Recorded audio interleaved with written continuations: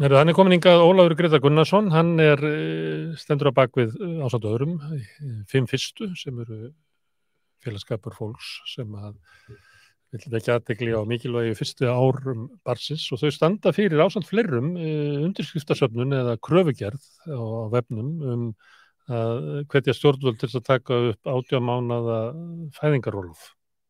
Velkomin Ólafur. Já, takk fyrir að vera hérna, takk fyrir að bjóða mér. Af hverju viltu 18 mánaða fæðingarorlof? Það bara síðan að þessi þróun hófst að taka yngri og yngri börn á leikskóla, má segja að það hefur verið í skjöl við þekkinguna sem hefur verið að koma fram, alveg síðan á síðustu öld, hvað miklar kröfur ungbörn gera. Og mögulega liggja svörin í bara að kíkja í kringum okkur á hinn Norðurlöndin, sjá alltaf góða sem verið að gera þar.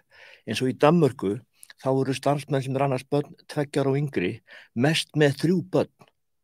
Hér í Reykjavík eru þið með 5. Og þannig að ákall okkar í fyrstu 5 má segja að sé bara þróun sem eiga sér stað mjög sterkt bara í heiminum, að fólk vill vera í sterkari tengslu við börn sín, bara tengslabylting. Fólk að eiga færri börn, fólk að eiga börn seinna, búið að undirbúa sig mögulega betur fyrir barneignir og ákveði í því að annars þau sem mest sjálf í sterkum tengslum við þau. En þú getur ekki eitt átt við alla. Viljið þið bara ekki að sé leikskóli fyrir 12 mánaða til 18 mánaða? Í rauninu erum við bara að kalla á að sé val, Gunnar Smári. Hárið, það sé val. Sæunn Kjartansdóttir hefur sagt að þurfi val, en tímapunkturinn núna, sem kannski ástæðan fyrir okkur við erum í þessari söfnun, að í fyrsta sinn segir formaður félags leikskólakennara, við getum ekki tekið við yngri og yngri börnum. Og hann spilar út, hann Haraldur sem varna hjá þér, að taka börnin inn 18 mánaða í svona þrepum fyrsta árið. Þau var ekki fullan dag fyrir eftir fyrsta árið, en tækifæri sem ég sé núna... Eftir fyrsta árið á leikskóla? Já, fyrsta árið á leikskóla, komið svona hægt inn. Þannig að þú erum að tala 2 ára börn sem er ennþá í aðlugun. Já, komið 18 mánaða og höfðu svona bara í aðlugun í 1 ár, í það að fara í fullan dag og fullu dag verður ekki nema 60 tímar. En nýr formaður sambands sveitafélaga, Heiða Björk, sem jafnframt formaður velferðarráðs Reykjavíkurborgar, það má segja kannski þessi þrýstingur á leikskóla að taka börn yngri og yngri hafi mögulega komið frá stjórnvöldum í Reykjavík.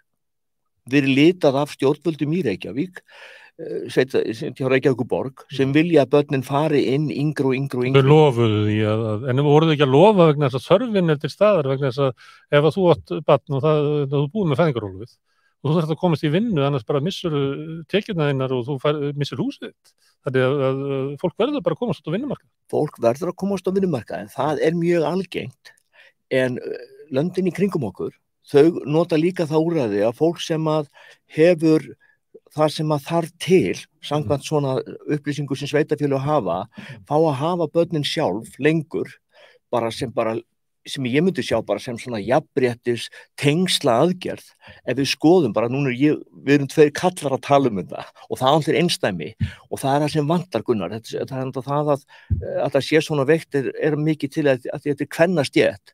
Það var hérna fyrir 20 árum síðan fyrst haldin ráðstefna uppeldishæfni á Íslandi, og þá sagði aðal fyrirlesarinn sem kom frá erlendis frá, mikil virtur á sínu sviði, að leikskólakennarar þyrftu að fá sömu laun og háskólakennarar. Við varum að fá þessar upplýsingar frá seint og síðustu öld, hvað þetta var í vand með farið.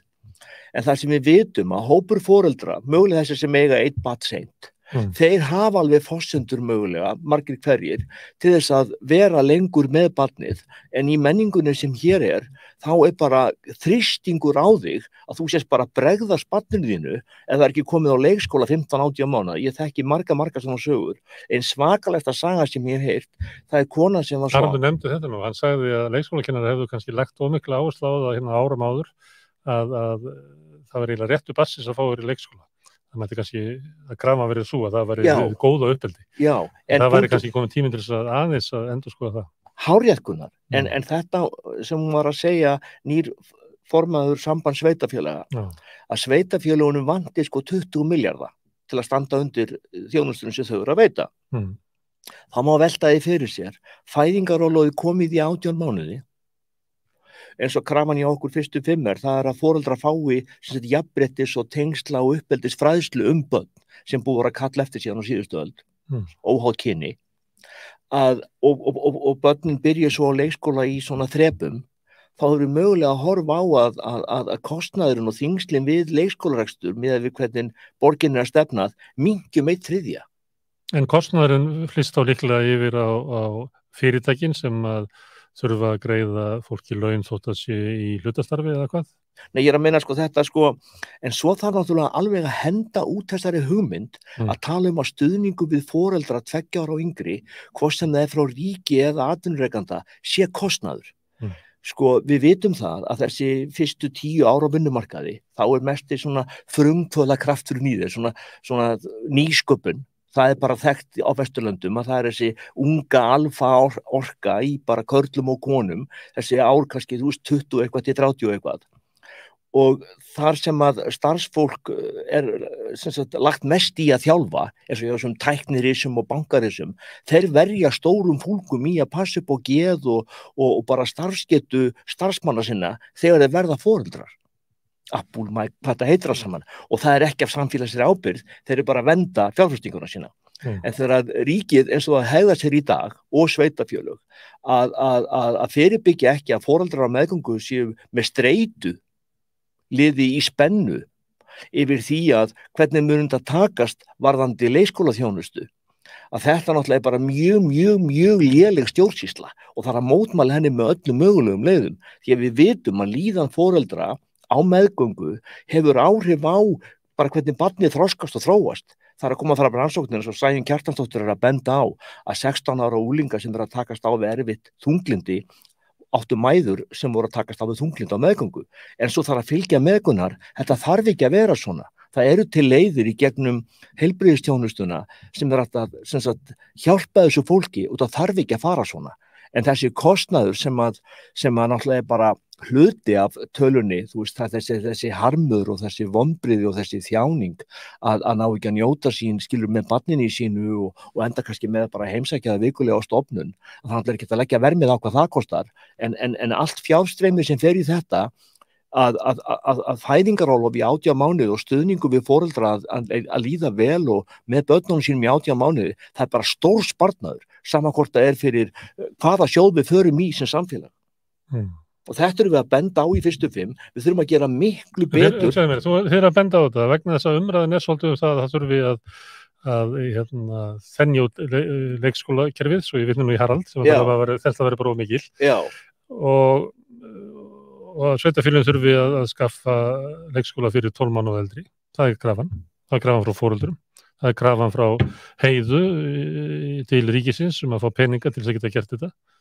Akkur tekur ekki drykkakröfur? Málið það eru fleiri og fleiri að taka undir okkar kröfur. Hverju fleiri eru? Félagsmálaráðherra hefur stigið fram. Barnamálaráðherra búin að tala þetta á fundi á samfélagsmiðlum sem hann var með fjölmörgum fundi sem margir sóttu fyrir bara svona 1,5 ári síðan, að það þyrfti að finna einhverja leið að sveitarfélög færi í vasann og kemur með nokkra mánuði og ríki nokkra mánuði, við kemumst á sama stað og Svíar. En að því að við erum við 2 karlar, 2 pappar að ræða þetta, þá áhugavert að velta því fyrir sér að íslenski feður taka fæðingarorlof í sama mæli og sænskir, 30% af fæðingarorlofinu. Á hinn Norðurlöndunum taka feður 10-15%.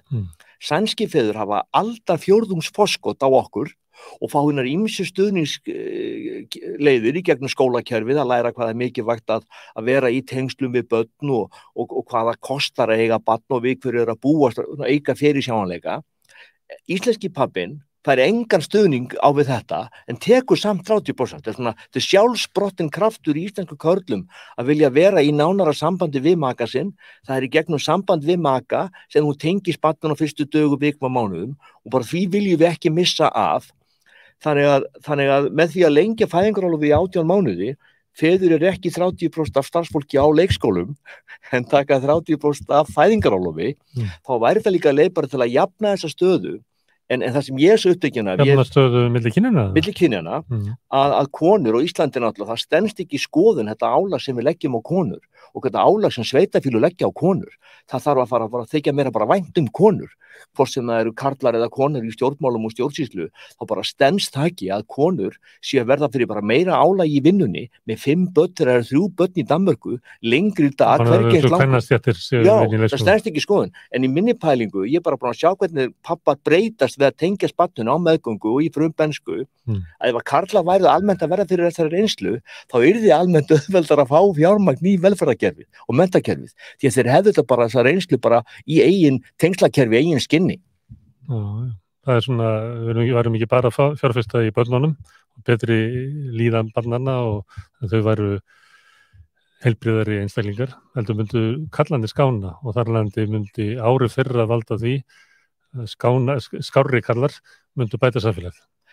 Akkurat það, þeir eru meira því góða sem þið erum. Við erum að leita því að verða meira því sem góða sem við erum. Sumir þurfa meiri hjálp og það er við vita hver og einn þarf mikla hjálp.